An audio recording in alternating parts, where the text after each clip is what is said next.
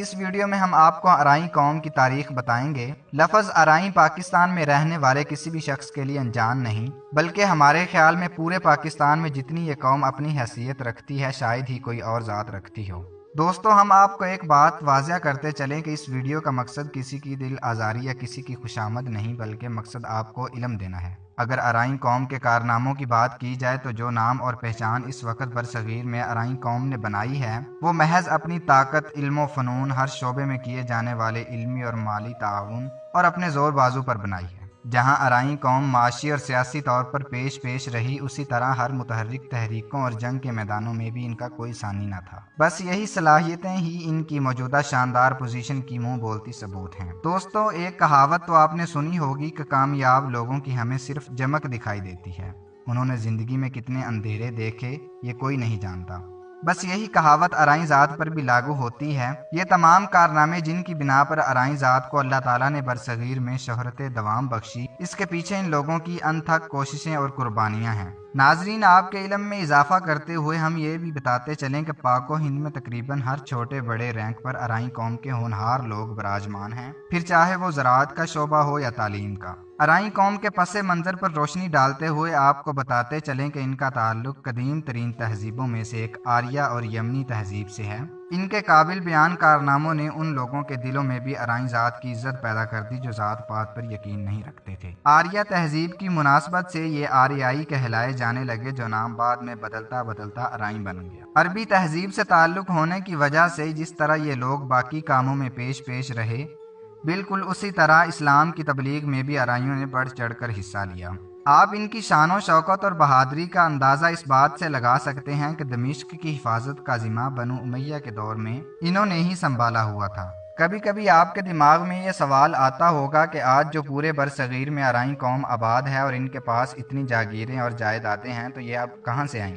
تو پیارے دوستو، جب بنو امیہ نے دمشق کی حفاظت کا ذمہ ارائیوں کو دیا تو ان کے دستے میں اپنے انتہائی بہادر اور وفادار لوگ شامل کیے جو کہ خاص بادشاہ کے دربار سے تعلق رکھتے تھے۔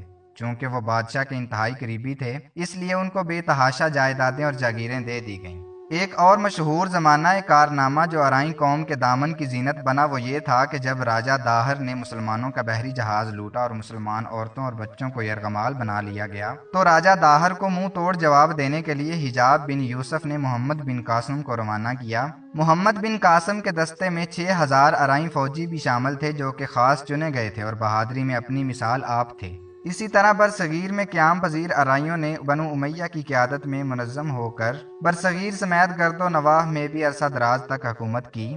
حکومتیں بدلتی گئیں مگر پھر بھی اس قوم کا دبدبہ پورے برصغیر میں قائم رہا۔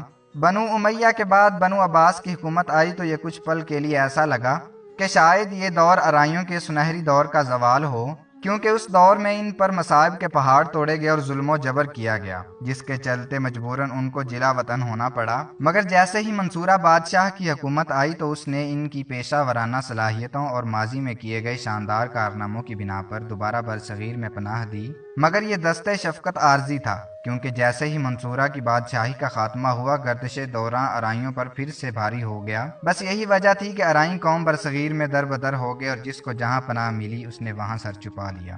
اسی کے چلتے ارائیں ذات کے بہت سے باشندے ملتان میں بھی آ کر آباد ہو گئے، لیکن یہاں بھی بدقسمتی نے ان کا ساتھ نہ چھوڑا، کیونکہ کرامتہ نے ملتان میں موجود مرکزی مندر کو گرا دیا، جس کے پیش نظر محمود غزنوی نے ان کے حالات کو قابو کیا، جس کی وجہ سے باقی علاقوں کی نسبت ملتان میں قدرے سکون ہو گیا۔ بس یہی وجہ تھی کہ ارائیں قوم کے وہ لوگ جو برصغیر کے مختلف کونوں میں اپنی زندگی کے دن پورے کر رہے تھے وہ بھی ملتان میں سکون دیکھ کر ملتان چلے آئے۔ اسی عرصے میں محمود غزنوی نے پنجاب سے ہوتے ہوئے پورے اسلامی علاقے میں باقاعدہ طور پر اپنی حکومت بھی قائم کر لی تھی۔ اب چونکہ پورے اسلامی علاقوں میں امن و چین تھا تو اس لیے ارائیں ملتان سے نکل کر باقی علاقوں میں بھی بسنے لگ گئے، جس میں پنجاب میں بسنے والوں کی تعداد باقیوں سے زیادہ تھی۔ اب جیسا کہ ہم آپ کو پہلے بتا چکے ہیں کہ ارائیں قوم آریہ تہذیب سے آئی تھی اور آریائی کہلائے جاتے تھے، پر پنجاب میں پنجابی لب و لہجے کی وجہ سے یہ نام بگڑ کر ارائیں پڑ گیا، جو آج ہر شخص کے لیے زبان ضد عام ہے۔ اب چونکہ یہ لوگ تو پہلے سے ہی زراعت کے شعبے کے ماہر تھے اور بنو امیہ کے دور میں اپنی زمینوں کو کاشت کرتے آئے تھے، اس لیے یہ لوگ زمین سے اناج نکالنے کا گر اچھی طرح جانتے تھے۔ और पंजाब की ज़मीन पर तो वैसे भी अल्लाह ताला की ज़ात का करम है कि यहाँ का तो पत्थर भी ज़रखेज़ है। बस यही वजह है कि आराइयों ने पंजाब में ज़राअत और काश्तकारी के शोबे को जितना फ़रोग़ दिया, शायद ही ये खासा किसी और के हिस्सा में आया हो। आराइयों की सख्त मेहनत और अपने काम में दिलचस्पी का अंदाज़ा आप इस बात से बखूबी लगा सकते हैं कि इनका ताल्लुक तो यमनी यानी कि अरबी तहजीब से था, मगर फिर भी इन लोगों ने जहाँ भी काश्तकारी की, ज़मीन का एक टुकड़ा भी ऐसा न छोड़ा जहाँ इनकी मेहनत का पौधा ना उगा हो।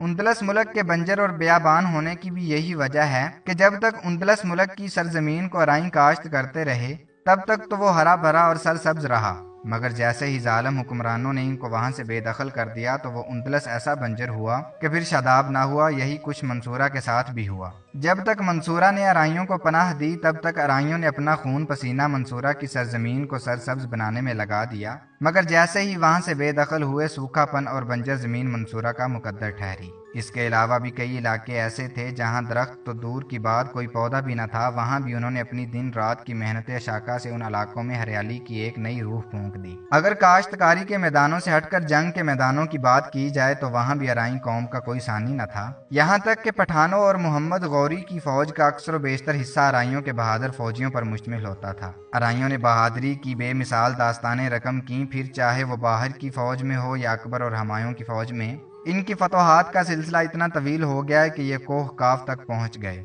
इसके अलावा अंग्रेज दौर में लड़ी जाने वाली 1857 की जंग आज़ादी में भी अराइयों ने बढ़ चढ़कर हिस्सा लिया था। इस्लाम के हक में बुलंद होने वाली तमाम छोटी और बड़ी तहरीकों में भी इन्हीं के मुजाहिद पेश रहे। शाह इस्माइल की तहरीक जहाद में अराइयों के कारनामे सुनहरी हरूफ से लिखे जाने के काबिल हैं। अराइयों ने जिन जिन जंगों में भी हिस्सा लिया उसका मकसद महज इस्लाम के झंडे को सर बुलंद करना होता था। नेक दिली के साथ जैसे जैसे ये कौम इस्लाम के झंडे को सर बुलंद करती गई वैसे वैसे इनामों करामात की इन पर बारिश होती गई और इनको तोहफतन बेतहाशा जागीरें और ज़मीनें दे दी गईं। यहाँ हम एक और बात भी वाज़ह करते चलें कि इस्लाम की सरबुलंदी और तबलीग के लिए जितना काम इस कौम ने क़याम पाकिस्तान से पहले किया, उतना ही काम इंतहाई पुरखलूस तरीके से क़याम पाकिस्तान के बाद भी किया। बहुत सी मशहूर शख्सियात जैसा कि चौधरी मोहम्मद अली और सरदार शफी ने आज़ादी के बाद भी जदोजहद तबलीग इस्लाम जारी रखी। अराई कौम को ये बात सुनकर यकीनी खुशी भी महसूस होगी कि पाकिस्तान की इंतहाई नामूर शख्सियत जनाब जनरल ज़ियाउल हक का ताल्लुक भी अराई बरादरी से था। अगर आप ये सोच रहे हैं कि अराइयों ने जंगों और काश्तकारी के अलावा कुछ नहीं किया तो जनाब आप गलत हैं। ज़िंदगी के हर शोबे में, चाहे फिर वो मेडिकल साइंस हो या इंजीनियरिंग या फिर कोई सनतकारी या सियासत, अराइयों ने हर जगह अपना नाम बनाया। आज अराई ज़ात पाकिस्तान की बड़ी और मशहूर तरीन ज़ातों में से एक है। एक अंदाजे के मुताबिक तो ये भी कहा जाता है कि पाकिस्तान की बड़ी बड़ी फील्ड्स में इंजीनियर्स, साइंसदान, सियासतदान, डॉक्टर या सरमायादार जितने इस कौम के हिस्से में आए शायद ही किसी और को नसीब हुए हों। बस इसी से ये बात वाज़ह होती है कि यह कौम अपना जितना शानदार माजी रखती है उतना ही शानदार इसका मौजूदा दौर है। पहले भी ये लोग इस्लाम के फैलाव और पाकिस्तान के वजूद के लिए हमा वक्त कोशां रहे, तो अभी भी पाकिस्तान के हर महाज पर तरक्की और कामयाबी में भी अपना एक बड़ा हिस्सा डाल रहे हैं। अराइयों को उनकी बहादुरी, नफासत, इल्म फ़नून में माहिर होने और हर पहलू में हरफन मौला होने का टैग लग गया है, जो मजीद इनकी शान और शौकत में इजाफा करता है। दोस्तों, हमें इससे एक बात तो पता चलती है कि अगर आपने किसी कौम की मौजूदा हालत की वजह देखनी हो तो आप उस कौम की तारीख को पढ़कर देखें। तारीख के पन्ने आपको ये वाज़ह तौर पर बता देंगे इस कौम का माजी कितना शानदार था कि जिस बिना पर आज ये पूरे मुल्क में अपनी मिसाल आप है। अगर ज़ात पात पर मेरिट्स की बात की जाए तो ये कौम इन बातों से बालातर है। इनमें ज़ात की बिना पर लीडर सिलेक्ट करने का कोई रुझान मौजूद नहीं है, और इस बात का मुंह बोलता सबूत ये है कि अराइयों की तादाद हमारे मुल्क में जिस कदर ज़्यादा है, अगर ज़ात पात की बुनियाद पर इलेक्शन करवाए जाएं तो शायद हर ज़िला व इलाके में कामयाब होने वाला उम्मीदवार अराइयों का ही होगा। मगर ये लोग ज़ात पात से निकल कर वहदत और मिल्लत की बुनियाद पर सोचते हैं, इसलिए पाकिस्तान के ज़्यादातर डिपार्टमेंट्स में इनके लोग इंतहाई पुरखलूस और नेक दिली से काम कर रहे हैं। एक इलाके में किसी भी ज़ात के कितने लोग पाए जाते हैं ये बताना तो थोड़ा मुश्किल होता है, मगर एक अंदाजे के मुताबिक पाकिस्तान में अराई बरादरी के लोग तादाद में 1 से 2 करोड़ के लगभग हैं। ये ना सिर्फ पाकिस्तान बल्कि इंडिया समेत अफगानिस्तान में भी क़याम पजीर हैं। तो दोस्तों, ये थी आज की वीडियो। अगर आपको